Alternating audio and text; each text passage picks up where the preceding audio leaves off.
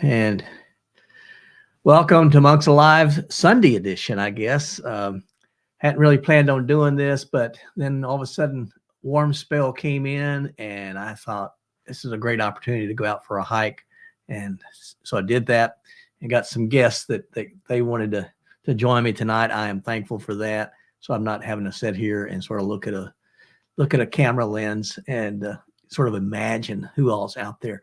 So thanks for joining me. That countdown, I don't know if you saw it or not, but that little video, that's some of my favorite places that I've been to.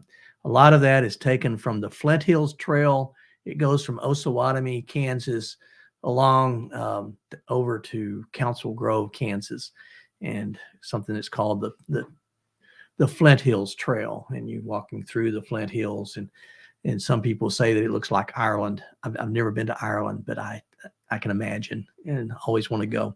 So yeah, enjoyed that. And then also, before we get started, guys, I don't know if you've seen it, but there's been a lot of people who've been coming on saying they're quitting YouTube.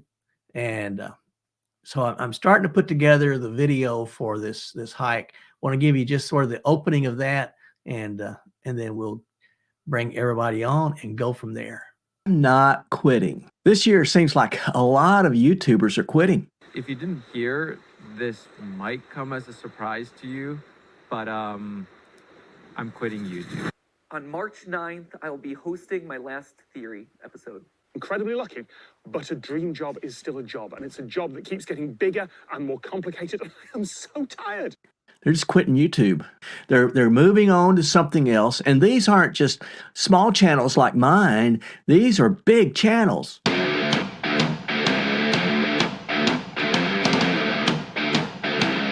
I can understand that, and I can understand not wanting to be trapped into a system or trapped into a space. I did that for my whole lifetime. It was voluntary. I loved what I did, but at the end of the day, I would say that it felt like I was trapped. But what I'm doing now, hey, I'm not trapped. I'm doing what I enjoy, and I'm trying to bring you along with me. And that's sort of the intro to that. Don't know about you guys. You know, what do y'all consider success on this thing we call YouTube? Guys, depends on why you're doing it, I guess. But There you I go. mean, frankly, I mean, if I'm posting hiking videos, if somebody gets something positive out of it at all, then it's, you know, whether it's my grandchildren or some random viewer. Yeah. That's a success. Yep. Yeah. I agree. That's why I do it. You know, I started doing it for, now we've got some character. We got class on here. There's Bika. Hi, Bika. So glad you're here. Now we've got some character. Bika, what about you? What do you consider success on YouTube? So glad you're here. Now we've got some character. Oh, we got What echo about you? going on. What do you consider success? Do you have YouTube in the background, Bika? Yes. Okay, that- I had to turn it off. I had like that's okay. 10 voices going at the same time. And I got to remember not to touch anything because every time I do, it goes haywire. Okay, what was the question? The question is, what do you consider success in YouTube? Well, that depends on what your goals are, right? Yeah. I mean, if your goal is to monetize and to make money, then the success would be that you're making money off of it. But like me, my goals are just for family and friends, you know, and to share experiences and to try to get older people into hiking and moving around. So, you know, I consider that a success if I've influenced people's lives that way. Yeah. Yeah. And I tell you, you have, and I think everybody that's here, maybe take my picture off of there, but you guys have influenced people to want to get out. And I agree with you. I think that's what success is. Ken, you have any thoughts on that? I'm sorry, I've been playing around with the cute computer, so I haven't heard a lot of what's going on. Oh, okay. Yeah, we just got started. And the point was, I've seen a lot of videos this week of people who are quitting. Now, every one of these channels that I showed, they had more than 1 million subscribers. Ooh. And they're quitting. I mean, one had 16 million, one had 8 million, the other had 6 million subscribers. Big channels, and then they're quitting. So that's the question, Ken, is what is success in YouTube? What do you think? I don't know about success, but boy, if I had 1 million subscribers, that sure would be success. I understand you've shared this. It's hard to make money on YouTube, and if that's what you're looking for, and you're putting a lot of effort in that, and in the meantime you're working a full-time job as well, that's a lot of work to add, you know, just to try to make money. I think a lot of us do it because we have fun. I started doing it because I learned from other hikers in planning for my Appalachian Trail hike. And so I actually started doing it just to give back what was given to me and share my through hike. And for some crazy reason, I've kept doing it since. And it's really opened up doors for me to meet other people, to go on hikes. Dan, I came out to Kansas and hiked with you in Rerun. I've done other hikes. You know, I've gone down to North Carolina and hiked with somebody. I hiked down in South Carolina. And so you meet other people and it opens up opportunities. But success to me is just really meeting people and having fun doing it. Well, yeah. And that's, I think, what every one of us have said. Yeah. I mean, to me, the important thing is, for me, is to know why I'm doing this. Right there. And that may change over time, but to know what it is and what is motivating me to do this, then it doesn't feel like a job. It's fun, you know, to get to hang out with y'all, which, how would we be able to do this, man? You got Al up in Newfoundland, you've got Don over in Arkansas, Ken, you're in Connecticut, Bika, you're over in North Carolina. I'm sitting out here in Kansas.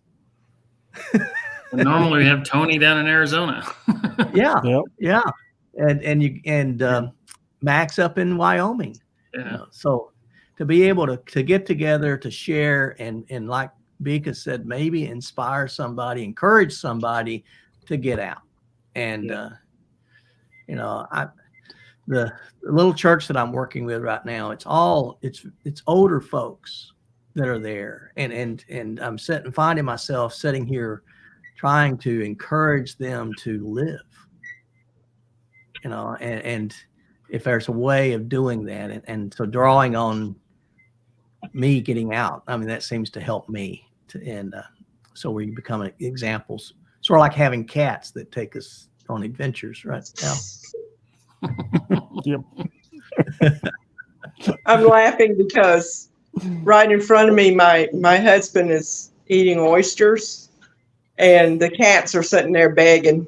He had to run him off his chair so he could sit down and eat. I love it. I love it. Oh boy. Oh goodness. Well, how's everyone doing? Good. That's good. Don, any reports from your wife? Yeah, she's going to take a couple days off trail to heal up an ankle and a blister. Been slogging through some pretty wet trail once they got off north of Okeechobee, and I think she's at 200 miles on trail now. Oh, great. She's gone, but she's been doing 18, 20 something mile days too. Wow. What trail is she on, Don? Florida Trail. And she met another hiker. So the hiker she started with, a young girl, had to get off trail because her feet were just terrible, and she could never find the right shoes. But she ended up finding somebody else to hike with, and they've been getting along really well. So she hates to take a couple days off, as you know, but you have to. Yes. Yeah. You have to take care of yourself. My computer froze up. What trail was that again? Florida Trail. Oh, nice. Yeah. It's been pretty wet, I guess. I mean, they've had a lot of rain. The first swamp section that they ended up not being able to do because they were supposed to have a prescribed burn down there, but I'm not sure if they had it. But people were talking about waist deep water, and a little ways ahead of her where she's at now, there's waist deep water that people are having to walk around and like. So I'm like, okay.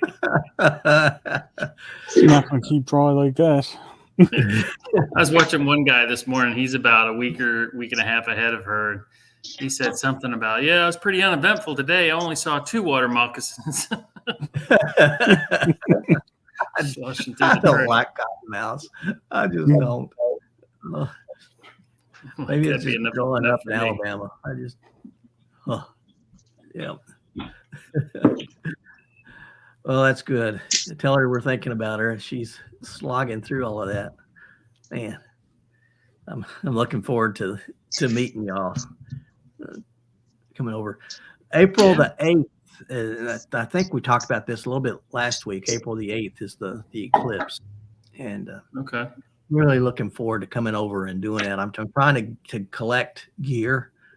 When we were first married, well, we were not first married. We had our kids, but we had this little house, and it was an old house, and it had these dual faucets on it, the old style dual faucets, and one of them was leaking.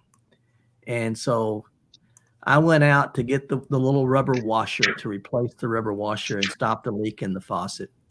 And when I got the washer, I came home, and I couldn't get the faucet to open up. I couldn't get the top off the faucet to replace that washer.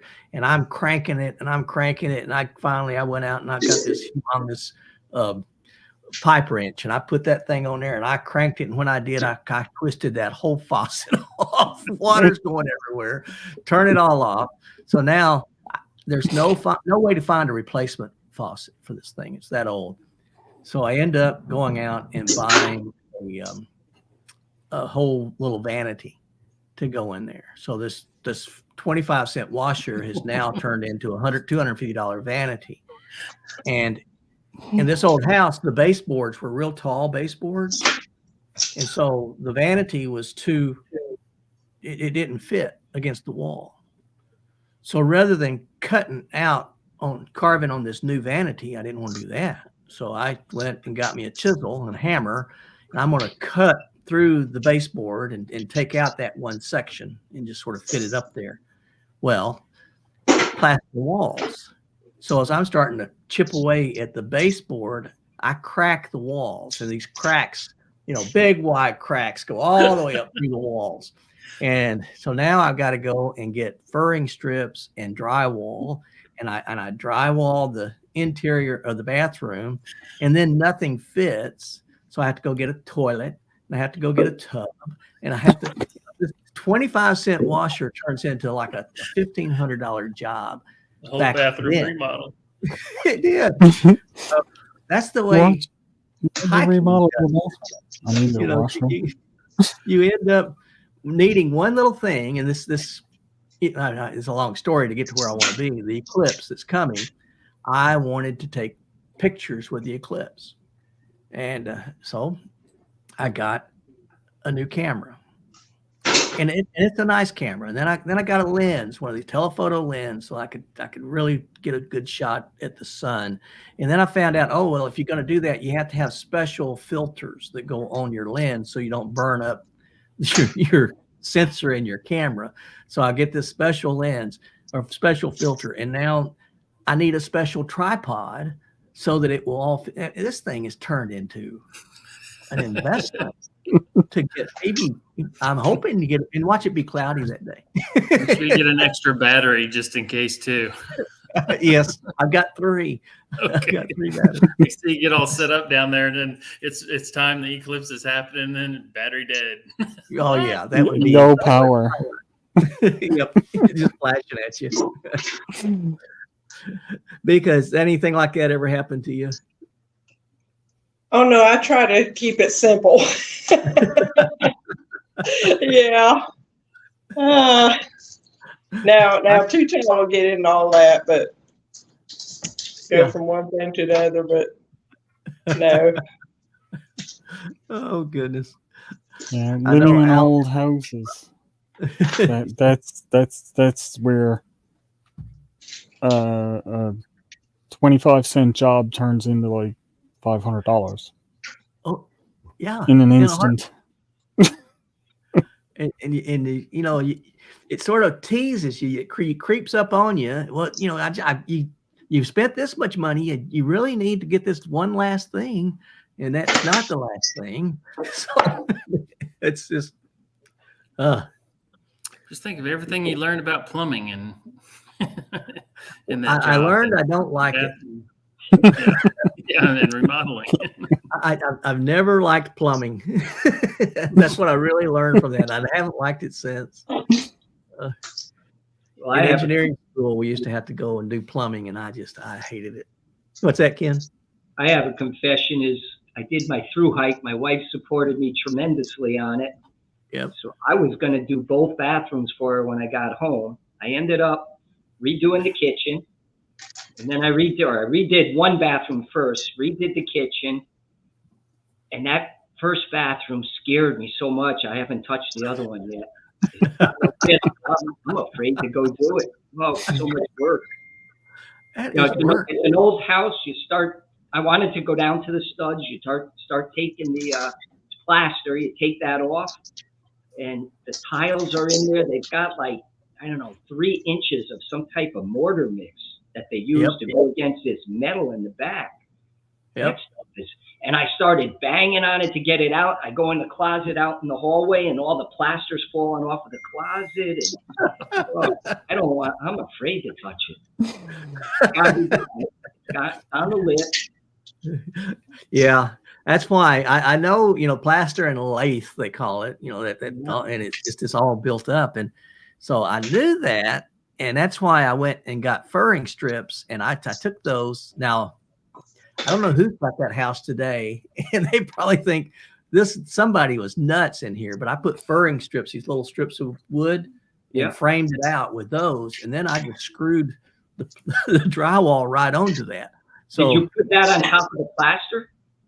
yeah, I just screwed it into the plaster. That way I didn't have to take the plaster out, because I knew it was going to be a mess. Yeah. So So in the meantime, though, we had some leaks in the dining room over here. So I think I'm going to do that job before I get to the bathroom. Although my wife's living and probably moaning in the other room. Yep. I bet she is. And then I know that you're hoping that something else comes up before you have to go do the bathroom so you can make another excuse. Oh, I gotta cut the grass. It's winter. Yeah. I gotta cut the grass anyway. I gotta shovel it off before I cut it. I had the hernia surgery done almost 4 weeks now. So I told her it's going to take me 6 months to recover. You're cold. You are cold. Yeah. Yeah, the trail will get to itching you, and then you'll want to go out, and then she'll have you. The trail is not working. Yeah. And she'll go, you can do that, you can do the other. Yep.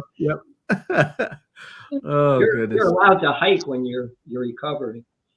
I think that's Oh, what the doctor my. said. That's in the you fine had to do print. for rehab, right? Yeah. Oh my.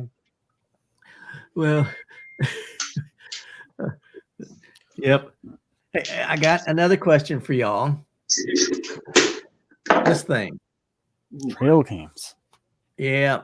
Anybody know how to use them? What is it? Trail cam, right? It's a trail Oh. camera. Yeah. No. Oh, yeah. Does Nice. it work like normal cameras? Sort of kind Now, of beacon. Open up. Help me. Okay. Is All that right. the one that you hook to your phone and it sends pictures to your phone? Well, mine's not that fancy. Neither is mine. Mine just goes to an SD card. But yeah, Yeah. so you open it up and there's the controls. Uh-huh. I don't know what to do from there. I Oh. just turned it on and Yeah. and tied it to Yeah. a tree. You have to, You just turn it on. did you get, I can did you do get that. some instructions with it? Oh, well, I did, but they're in Korean. I know men don't like to read instructions, you know. I know how Well, that goes. that's true. That's true. But this one, they knew that it was all the instructions were in Korean, and I just threw it away. Well, what It I should love come is to you how many when- freaking batteries goes in the bloody thing. Yeah. Yeah. It should guide you whenever you turn it on. It should kind of, tell you what you need to do, how you need to set it up. What do you got? 8 batteries in there? What's that? Yeah. Yeah. Yeah. 8 batteries Al goes had a in. bunch. How many you got, Al? 8. Yeah. Check it out. Yeah, that's standard 8. Yeah. Dan, can you go How online long do and those last? can you go online and get a translation of that Korean? I don't. Well, maybe. How long But does I it mean- last?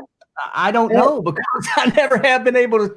I don't do anything with Really, it. really, all you need to do if you're just going to set it up for pictures and it just has an SD card in it, all you need Yeah. to do is turn it on, set the the switch for how many times you want it to take per minute. It's Uh-huh. got a 1, 2, 3, 4 on it, right? Maybe. Little slide switch I on gotta it. get to that point 1, first. 2. No, mine says on, test, and off. All Mine of the has settings setup. are all in the. So it's just, it's all in preset. the Yeah. Yeah, phone. mine Now I can and change settings them.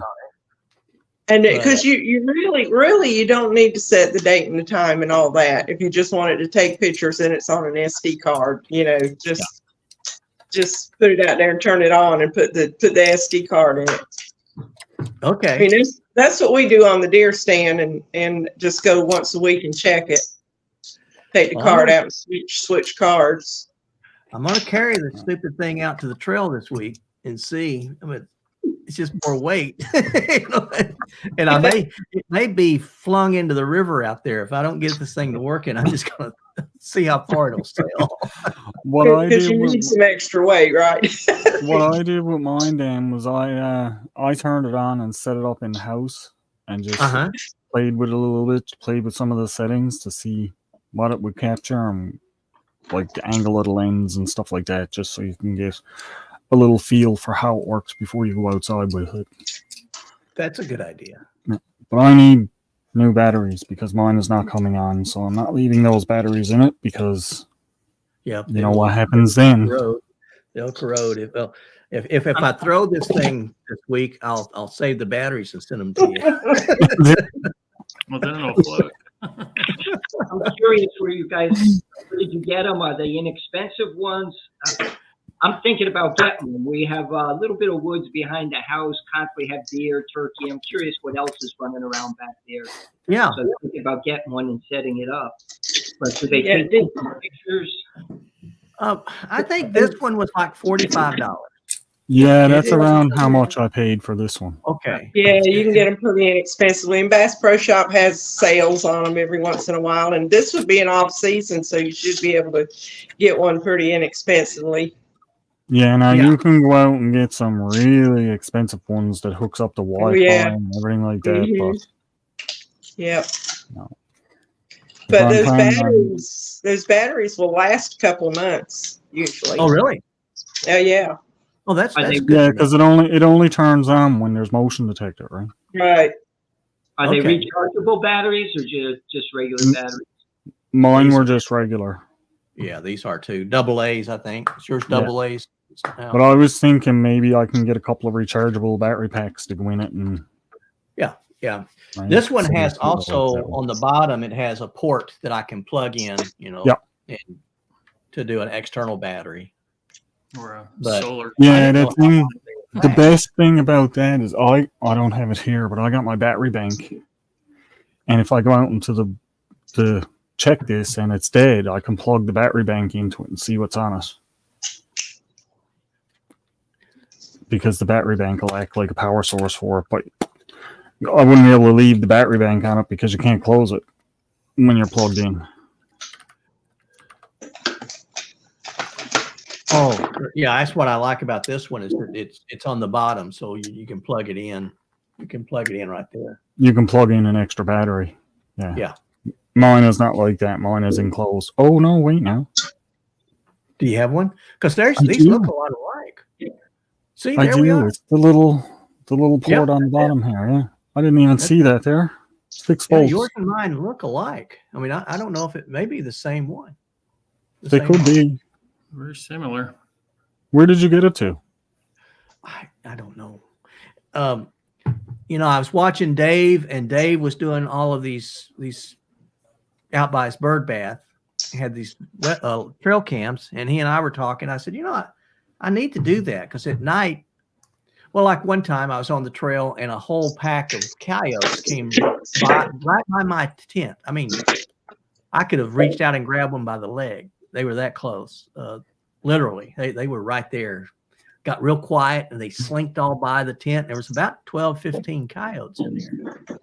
And I'd love to have had a camera out there to catch them as they went.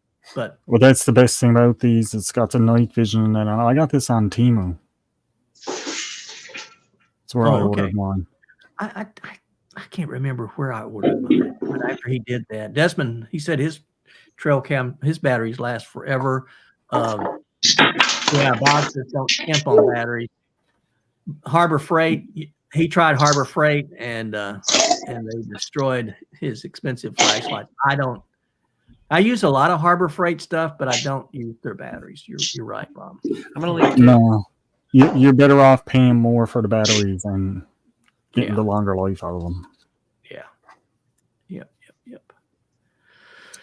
All righty. But yeah, that's what I like to. That's what I'm going to do this time. Ken, my plan is I'm going back to the Elk River Trail, and I'm going to hike I'm going to do the opposite of what we did. So I'm going to hike in 5 miles to that same campsite that we stayed at. Yeah. And then on Tuesday, then I'll hike the next 10 miles on back to the other end. So I'm going just the opposite. Want to have some time to do some photography and videos of those rock formations and really sort of take some time.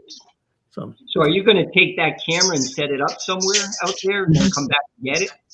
I'm going to set it up that night. I'm going to set it up Monday night, just outside of the, that 5 mile marker that was on that tree. This will be under that. I want to set it up on that, shooting it up the trail and see if anything comes down the trail. Actually, I don't know.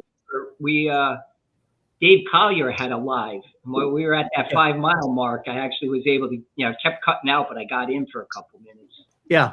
I remember that. We both talked in there a bit, so it was fun. And kind of, this from when you were a little boy, kind of look around and see if there's any game trails, nearby, and put it on a game trail. And there may be. I know where we set up the main trail, comes along, then the campsites are over on this side, but behind the campsites, it looks like there's some trails that goes out to a field, like maybe they go out there to feed. And so, yeah. What you got now? My idea for this, one night when that's my trail cam, but one night when I was up camping, I was in my hammock, and I know it was a rabbit that ran underneath my hammock. Oh, yeah. You could hear him coming and going, and I felt a little brush underneath the hammock. And what I'm thinking is I'm going to set this up looking at my camp where I'm camping and just see what comes through my camp while I'm sleeping. Because you don't know, right? You're asleep. There could be anything could just wander through your camp. Well, that's true. Some things you may not want to know. Yeah, I was going to say. Well, if I wake up and I look at it and I say, oh, no. Now that reminded me when I was younger, we used to go up to the White Mountains. A bunch of guys would go up on a Friday night, get up there early hours of the morning, and basically just grab our gear, bushwhack into the woods a little bit, and cowboy camp in the middle of nowhere. Yep. One of the first times I went with them, I remember a couple of us jumped up at the same time. Something ran around me, and we're just out on the ground and jumped. Probably a rabbit jumped on the other guy and went over him. So it's better a little rabbit though than a coyote or something bigger that's going to bite your head.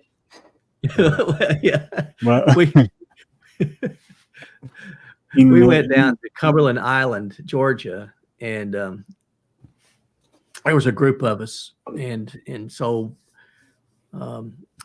let's see, it was Senior Hiker 77, an Atypical Hiker, and hey Johnny, good to have you here, man. And then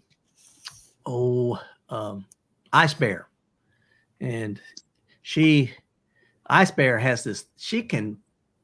Armadillos. She can see armadillos anywhere, and they were all over the place down on that island. And so in the middle of the night, I'm sleeping in my tent, and I heard her screaming, and she's running through the middle of camp. And I jumped out to see what in the world's going on. And there's wild horses there, and this horse was coming through the camp, and she's chasing the horse because she wants to get a video of it. I think she's being attacked. It was a mess. Oh boy. Well, there was 1 year when I was young, and there was an old log cabin we used to go up to and go camping out at. There was 4 of us went up there. And one of the guys, we opened the door and we saw the squirrel run across the floor and run up into the bunks. And I was like, oh no. And the other guy that was behind me, he was only 80 pounds soaking wet, if that's all he was. And he said, I ain't afraid of squirrel. He said, I'll go and get it. And he went, I just laughed, right? I looked at him. And he walked in and he grabbed onto the end of the bunk and he went like this. And with that, the squirrel made the leap right past his head. Out through the door the whole night. Now, he kept waking me up because he didn't intentionally wake me up and he didn't know he was waking me up. But the whole night I watched him grabbing the candle and looking under his bunk. And looking around. See if there's a squirrel in there. I woke up the next morning. When I went to sleep, I woke up next morning. I said, I didn't get much sleep last night, did you? He said, no. He said, I never slept at all. He was up looking for that squirrel the whole night. Thought it was going to come back after him. Oh no. But I knew what was going to happen because if you is like anything, if you corners it, is got nowhere to go, only straight at you. Yeah, yeah, it's gonna come out. Oh my, Yeah. that's great. That is But super. he was, and to this day, he still don't like squirrels. He hears them chirping in the trees and he's looking around. My youngest daughter, she doesn't like them. And we were stationed in Washington, D.C. It was our first time there. And they were down on what's called the Mall, which is this big grassy area, you know, where all the monuments, the Washington Monument, and it leads up to the Lincoln Memorial. And on the other end is the Capitol. And so Heidi was walking through there and she's sitting there eating. And I don't know, seems like I may be wrong here, but I think it's like it was peanut butter and crackers or something. You know, she's eating, and she's a little thing, and she's eating out there, and here comes these squirrels, and they're chasing her because they want the peanut butter, but she doesn't know that. So she's running, they're chasing, they're going all over the place. She doesn't like squirrels today. Don't look them in the eyes. That's what she'll start in. She'll say, "Don't look them in the eyes. Don't look them in the eyes. They'll come after you. Don't look them in the eyes." Oh my. I don't like the little figures when you're down trying to get videos and that. They comes out and starts barking at you. It's like, go away. You're letting everything know right where I am. That is true. Yep. Bika, do you have any visitors when you're in a tree stand? Or I've never had, as far as whenever I went camping, I've never had anything happen, but whenever I've been in the tree stand, they will let everything know that you're there. Yeah. But one night I tried, one time I tried morning hunting, and you have to get up really, really early in the morning to go morning hunting. You have to get there, go through the woods in the dark, climb up in your stand. And this one time, it was the first time I'd ever been morning hunting. And I got up in my tree stand and I was sitting there, and all of a sudden, right next in the tree, right next to my tree stand, something screamed. I'm talking deafening scream. Oh. And I froze. I'm like, yeah. What was that? And I froze. And the weird thing about it was I never heard any clawing from something climbing down the tree, no wing flapping, no running through the woods, nothing. Total silence after that. And I sat there until it got daylight. I bet. I never heard anything else, just that one scream. But you don't know if it's gone or there. Right. To this day, I have no idea what it was. I don't know. Could it have been a screech owl? It could have been. I've never heard one that loud before, but you would have thought that you would have heard some wings flapping or something if he was. Wow. You don't hear them. Yeah. It was funny. We had when I was in North Carolina at Oak Ridge Military Academy, I was the president of the school there, and we had the Raptor Center, which is down in Charlotte, and they came up to talk with the students, and they brought all these different birds, and they had hawks, and they had an eagle, and they had owls, and they said this is the one difference that you will get from an owl that's no other bird. And they would get on each end of the gymnasium where we're at, and they would fly these birds back and forth to each other, and they were really accurate, they were fast, and they were very quiet, but you could hear them. The owl, you could not hear the owl. You couldn't hear. I mean, it would be flapping and it's something with its wings, and they were talking about how that they're sort of a stealth bird that you just don't hear them. Probably what it was. Don't know, but I know it would get my attention. It was a long time before I could go back morning hunting.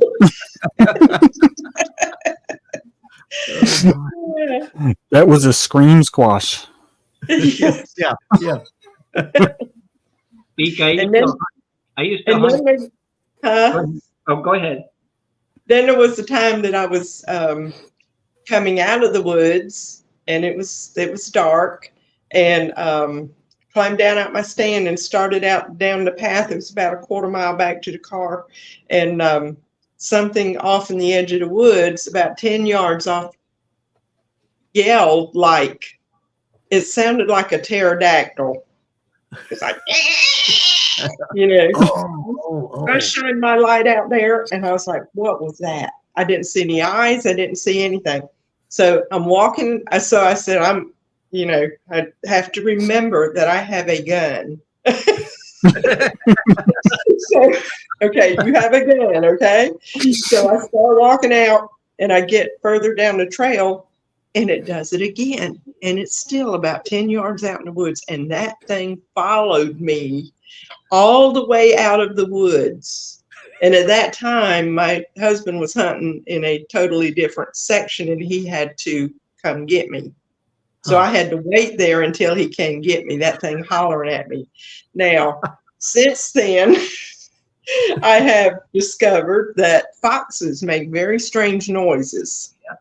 And I was kind of looking for something bigger. Yeah. So it very well could have been a fox following me out of there.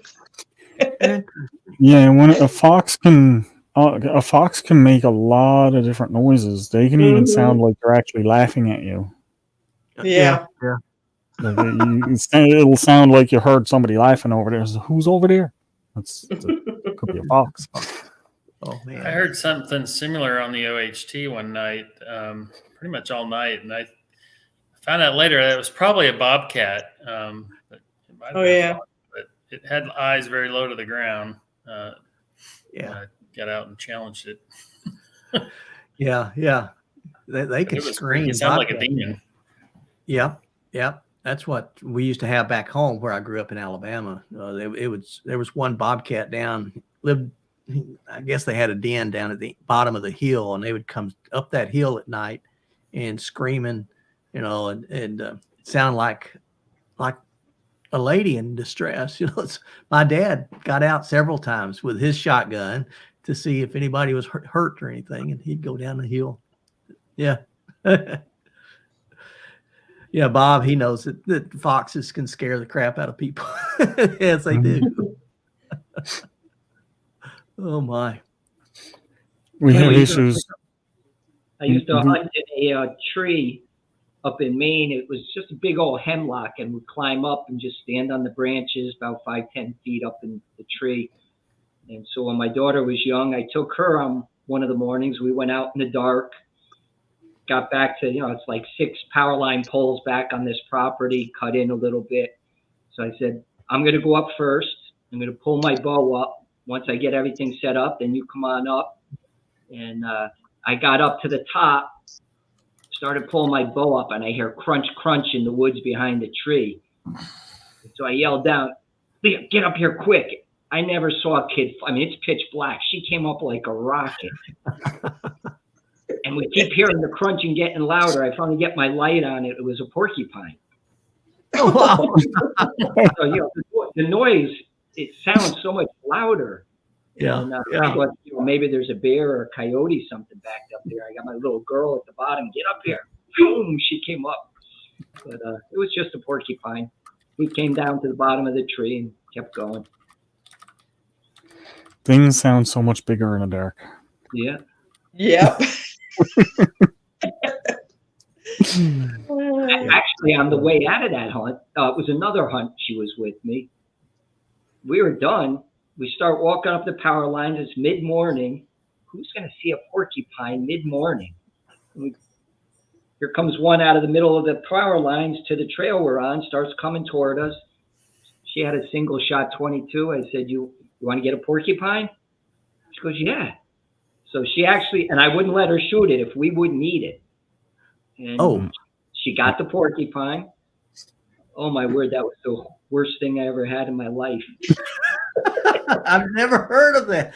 and I got, I gutted it, cleaned it out, and poked myself a couple times doing it. And we brought it back. A friend of mine, he was there. Him and his family were with us, and he cooked it over the fire, and he did such a lousy job on it. Oh, it's horrible. Oh, And a few years later, my son got a pork. We never see them. They always eat my cabin up there. I'm glad to get rid of them. They're a pest. They ate a whole full cabin 1 year. And my son got one his first year. We boiled that one, and we ate it. The flavor wasn't bad, but it was just real rubbery. I don't think I'll ever eat porcupine. the easiest way to actually clean them is throw them in a fire. It burns the tips of the quills, so they don't poke you as much. So you're saying burn it first, then burn it first, then clean it. Yeah. Yeah. Because it burns the tip of the quills off. Interesting. We're allowed to hunt porcupine up here. It's actually on my small game license, but there's none in Newfoundland. So. Yeah. Huh. I have never. They have eaten through my cabin. I was having the cabin floor started getting a weak spot. And I climbed on. It's just a little tiny shack. It's a 12 by 16 cabin. I never finished the inside. We just get us out of the rain. But I crawled underneath it to see what's going on, and I could see something was chewing on the floor coming up. And all of a sudden, I got a bee sting on my shoulder. I come out, and I had a porcupine quill sticking out. And that's why I looked at the porcupines. And eventually, they started chewing up on the Texture 111 on the sides. I put some flashing, 12 inches of flashing. And every year at the end of the year, I'd throw mothballs under there, and it would keep them out. 1 year, I forgot the mothballs. A bigger one came in and went over the top of the flashing and put a good-sized hole in the outside of the cabin. So when we got there, it was the first time there for the season. He'd been living in there, doing his stuff in there. It was a mess. I had to, I think that night I just tacked a board over the hole. I didn't have any tools with me. I ended up kicking that piece of Texture 111 out, ripping it back and forth, took a hatchet to cut the top and just went in and got a piece, cut the size and put it back. And it's still there. And then I put 18 inches of flashing around the bottom.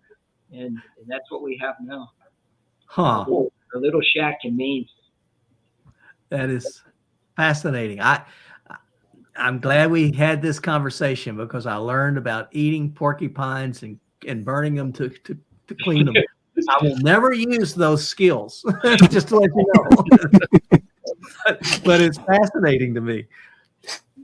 Just in case. Just in case.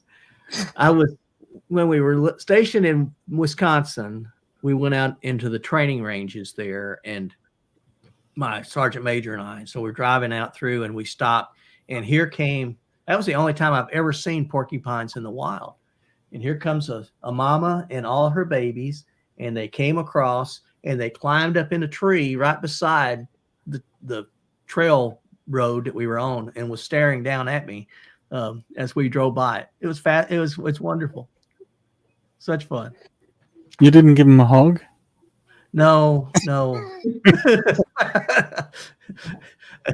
as much as my sergeant major was trying to talk me into it, no, I didn't.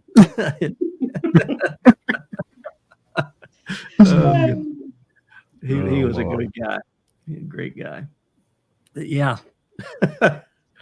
No. What other stories do we have out there? Well, the last squirrel that gave my position away won't give away any other position. They added those. Here's the funny thing is they had to add those to the small game license because it's a fur-bearing mammal. Oh my goodness. So technically, before they got added to the license, you weren't allowed to do anything to them unless you had a trapper's license. Interesting. A squirrel? Yep, squirrels. Wow. That's Canadian law. Yay. Well, in Alabama, we had to get a hunting license to hunt squirrels. Yeah. We couldn't go out and just hunt them and shoot them. We had to have a license, and there was a season for them. So that's the way it is here now. There's a season for them. You're only allowed to get them during that season, and that's it. But I got his skin over there. I cured it, and I'm trying to get some more of his little friends to make a pair of mittens. That's a good idea. That's a good idea. Max is in the chat. He said he's eaten bear before. He prays that the situation never gets reversed. So, oh my! Be careful when you're out in the woods; they can smell that. You ain't my brother. Black bears and well, I was in North Carolina hiking down toward Georgia on the AT because and the got up really early in the morning. I mean, it was like 4 o'clock in the morning. It was dark out, and so I'm hiking down the trail, and I got my little headlamp on, and I hear something rustling over on the side, and I turned around and looked, and it was 2 eyeballs on the side of the trail, and they stood up, and they were probably almost eye level with me, and turn around, and he runs down that sound that the bears make when they're running down the side of the mountain, and so I thought, man, glad he didn't come this way. So I go 30 yards, and another pair of eyes pop up out of the grass, eye level with me, turn around and down the mountain. And then about like 30 yards, another one stood up on the other side, and he went up the mountain. But yeah, 3 bears in.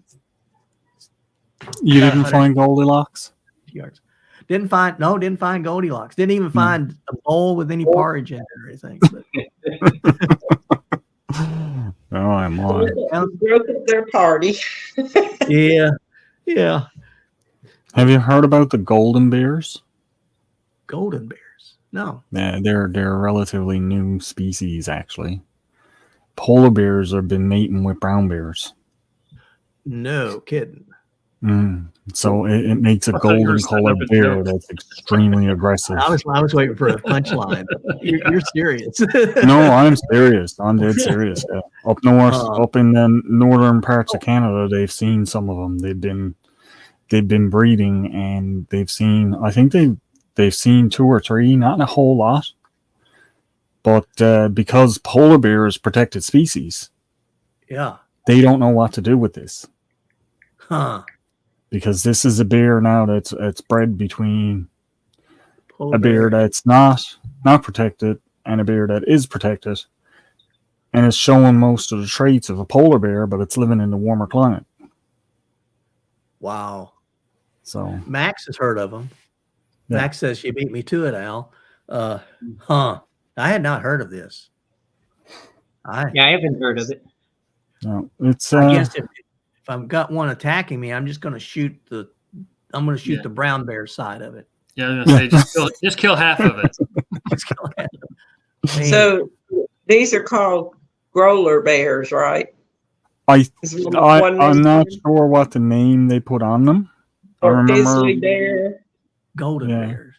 goler or pizzly bear. This is what I'm reading. Yeah. Oh, really? Huh. So I know I saw the article on it there a little while ago, and they were talking about it, and they're thinking if they continue to interbreed like that, it's going to become a big problem. I would think so. Because like a polar bear they actively hunt people. So if you've got bears in the woods that are actively hunting people, Yeah. That's your worst nightmare. that could be Yeah. a very big problem. Man. I mean, like Yeah. bears up northern bears are bigger than southern bears. Yeah. And They have to be Yeah. to survive. I don't want to see I don't want to run into a polar bear at all. We've had them here on the roads, and that they've had to come in and tranquilize them and take them out of here. But it's not too often they get on the island, and I certainly don't want to see them breeding with the bears that are here on the islands. No. What kind of bears are on the island? There's a black bear and brown bear on the island.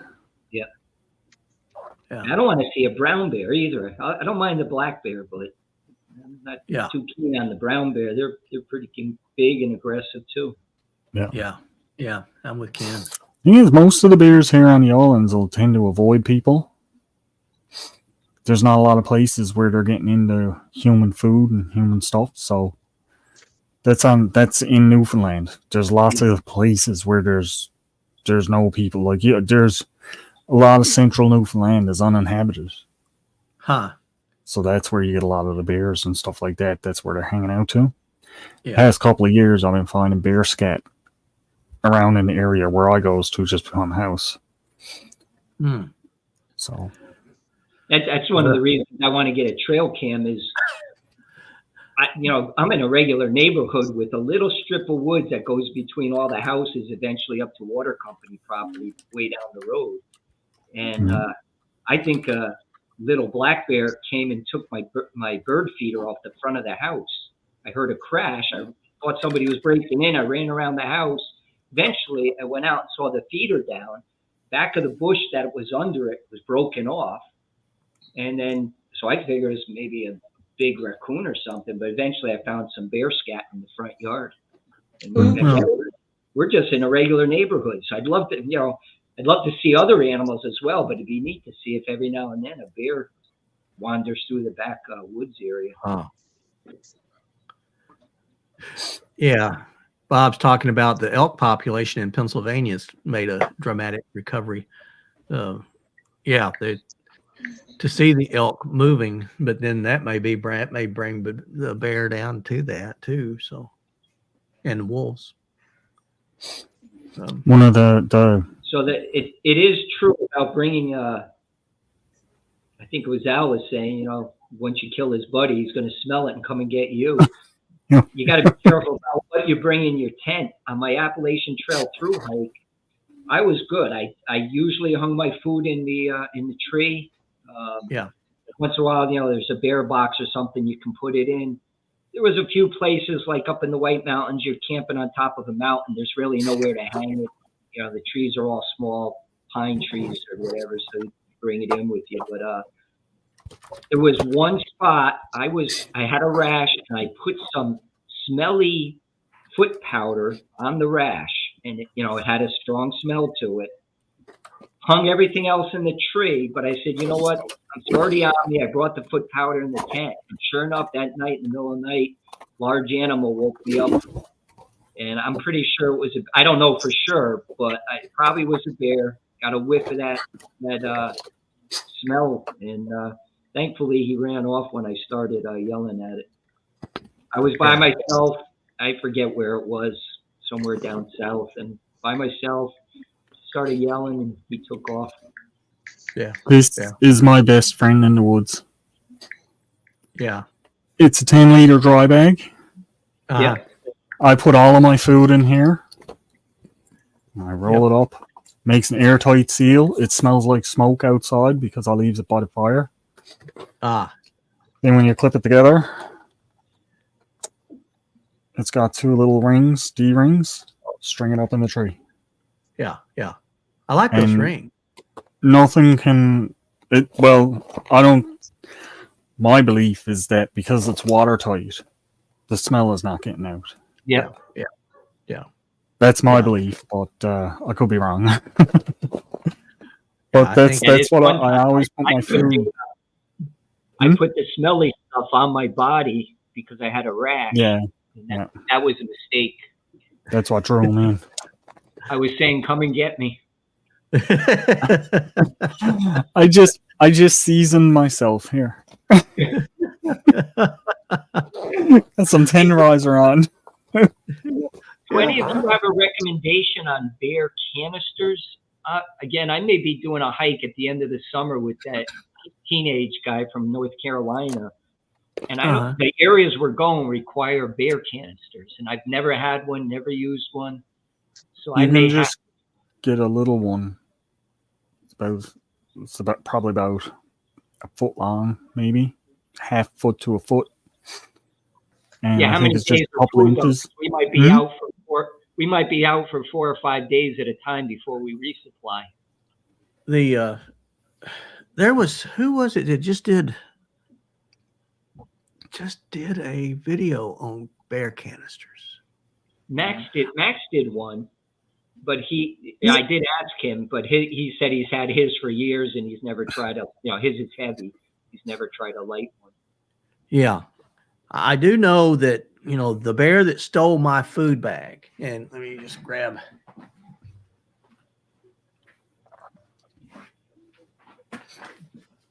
Sort of like Al's dry bag. This one's made out of Dyneema. And that's my food bag there. It's all packed and ready to go to tomorrow night. But the bear that stole this is the second generation, because the bear stole my first one with 5 days of food in it. And then that same night, he stole 2 other bags and 2 canisters. And that bear could actually spin the top off the can and get the food out of the canisters. Wow. They're smart. They will figure out how to open things. The one can that he couldn't open, it was a locking can, and it was a lot like what Max showed, and it had these locks on the top of it, so you can lock it up, and that's Yogi and Boo Boo. It was that one, but he took that thing and he rolled it. He was mad. He rolled it all in the mud. They found it, 20 or 30 yards away from the campsite, all rolled in the mud, and it was filthy where he had pushed it around, but he couldn't get into it. But the others he got the food. He was a full bear that night. I don't know. I can hardly get into them. Yeah. That tab thing. You need to hire that bear. Yeah, I'll open them up for you. Yeah. Dan, I They always found the wondered lid and about, they found the can, and it was empty. I always wondered, Dan, about if that happened to you, what did you do? You lost 5 days of food. That's a bummer. I mean, it's not It just was a that bummer. he destroyed your bag. My first plan was I was going to have to get off trail and go back to town because I was 1 day out from the resupply. I was going to have to go back. But then what happened was that there was a hiking club there at the site that I was with, and they were just in for 1 day and out. So they all collected their food, and one guy had an Ursack. And they collected the food, they put it in the Ursack, and when they got ready to leave the next day, they gave me 5 days of food and a bear bag. With the Ursack? Yeah.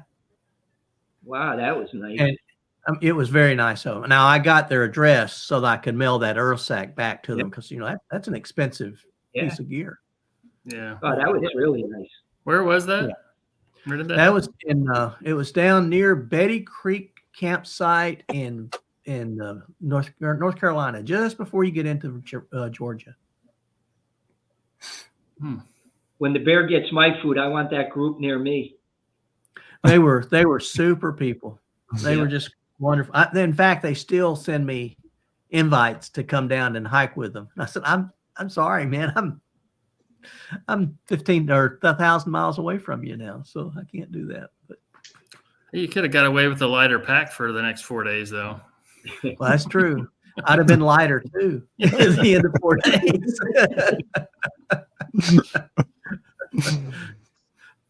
I probably need that now. Oh my. Well, guys, it's time to land. It's 6 o'clock. My time. What's it there, Al? 8:30. 8:30. Oof. Yeah. So And you're probably pitch off black. to do another No, I'm going to turn on a movie or something now, I think. one. Okay. I'm going to go cook a steak and eat. You guys got me hungry talking about food. So, yeah. You're A gonna feed the bear dog. steak? Yeah, bears. I'm going to have some porcupine tonight, I think. Some pork pie. Maybe Yeah. a little squirrel on the side. Yeah. I like squirrel. Yeah. I like squirrel and Well, dumplings. I'm gonna start catching them and keeping them to eat too. So, because that first one I caught, I should have kept him and ate him, but I had an MRE and everything with me to eat, so I was like, yeah, I'm just gonna eat my MRE and take his fur. I'm proud of you.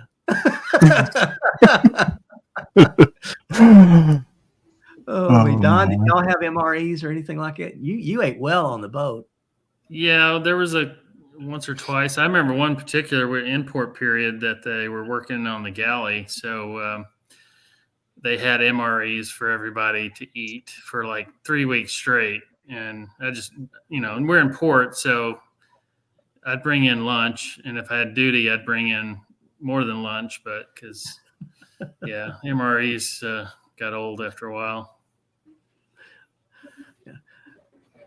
To date myself, when I was a young lieutenant, we had sea rations, and so everything was in a can, and in the old Jeep, the motor block on top of it had these little indentions, and it was enough to put 4 cans in those indentions, and you could drive. And when you got to where you were going, they were warm, so you could warm up your food on your way. And my driver, he was tickled to death. We had this one reconnaissance thing that I was going to go on and check out this one mission. And so I grabbed him, and just the 2 of us took off. And he went and drew 2 sea rations from the cook, who knew that the only thing I liked was, what was it? Ham and beans. The pork and beans were pretty good. And I could eat those. And my driver comes out, and he's so tickled that he's got pork and beans. He said, "Cook gave me pork and beans." Well, it was my lunch. It wasn't his lunch. I couldn't tell. I didn't have the heart to tell him, "No, that's not your pork and beans. That's mine." So I think I had eggs, which were gross, green eggs. So, well, Max is right. And you certainly don't need toilet paper if you have sea rations, because that really is sort of it stops all kinds of action. So, Well, they're all not right. like they used to be. No. All right, friends, we really probably ought to. I want to respect your time. I really appreciate y'all coming on with me tonight, and I will be gone tomorrow night, of course, and then also next week. I'm coming over to North Carolina because I've got a thing to go to there, and then I'll be back the following week. So be gone for a little Is it a while. hiking adventure, Dan? North Carolina? No, it's with church, so I've got to go over for a big meeting over there. So yeah. All righty. Well, you guys take care, and I will see you soon. Yep. Stay safe, stay healthy. Anybody have an alibi or anything they need to say? Nope. You good? Great Lord. God bless you all. Bye-bye. Bye. Thanks, Dan. Thank you. And See ya. it was a pleasure to see everybody. Yeah, it's a blast.